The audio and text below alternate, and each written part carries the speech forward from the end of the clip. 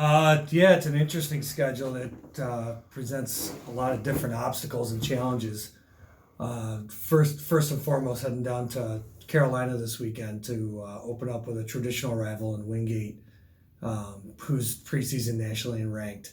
So I think with the way the schedule is put together, it is a nice mixture of home and away games for us this year. And we are, with Wingate and Seton Hill and Mercy and a host of other teams, we're definitely going to be running up against some pretty good teams this year. Yeah, polls are for fans. Preseason polls, they don't hold much water, and it's not how you begin the year; it's how you end the year. So, I think maybe the preseason ranking is indicative of some of the hopes and aspirations and expectations that we have for the team.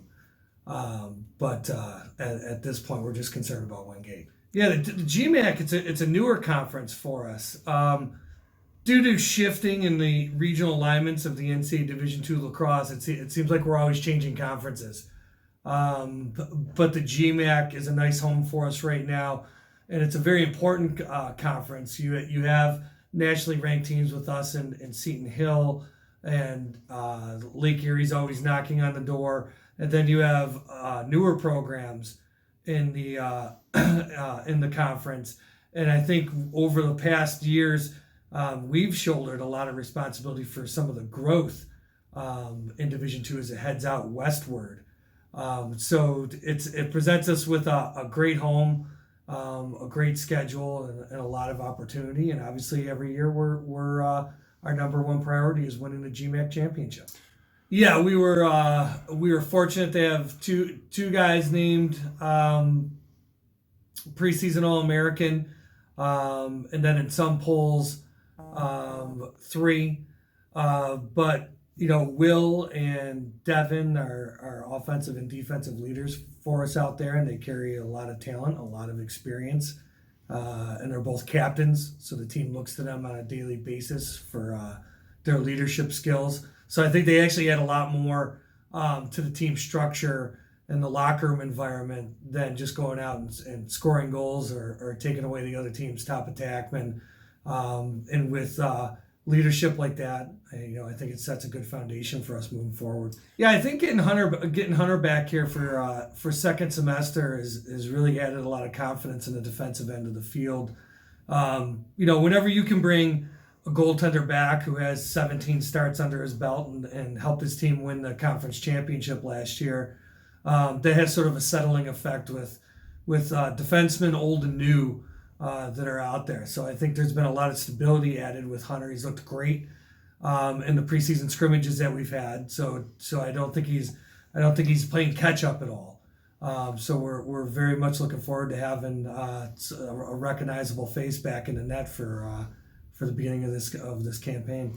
Yeah, every year is a different team, and it brings new faces to the forefront. So, I think defensively, Mike Rossi is a defenseman who saw some time for us last year, and I think he's going to be shouldering a lot more responsibility coming into the spring here.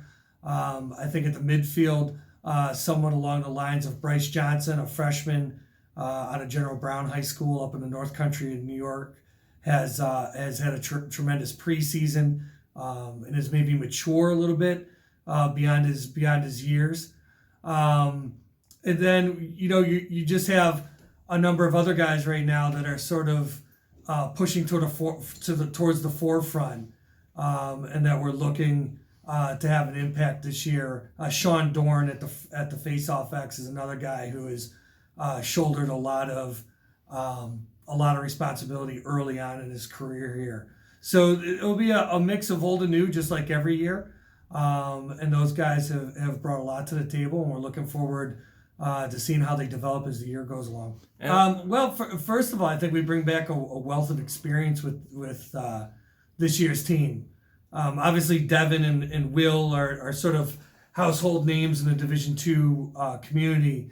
But there's a lot of unheralded guys on this team that have really pitched in over the years, and I think it's sort of their year to come about. People like Dan Krakowski, Nick Bartone, Peyton Manko, I mean, these are guys that have put their time in over the years, and I'm really looking forward to seeing what kind of role they step into with this year's team. I think the other thing that fans can have a lot of confidence in too is this is a team that has done things correctly on and off the field. First term GPA was a 3.24. You just have guys that work hard extremely on and off. I love to coach these guys. They're attentive, they're hardworking, and they really sort of exemplify the traits that we've developed in the character of Mercyhurst Lacrosse over a 20 some odd year period. So I think the potential's there. I think the leadership's there. I think the maturity's there. And now we just have to wait and see how all the pieces come together.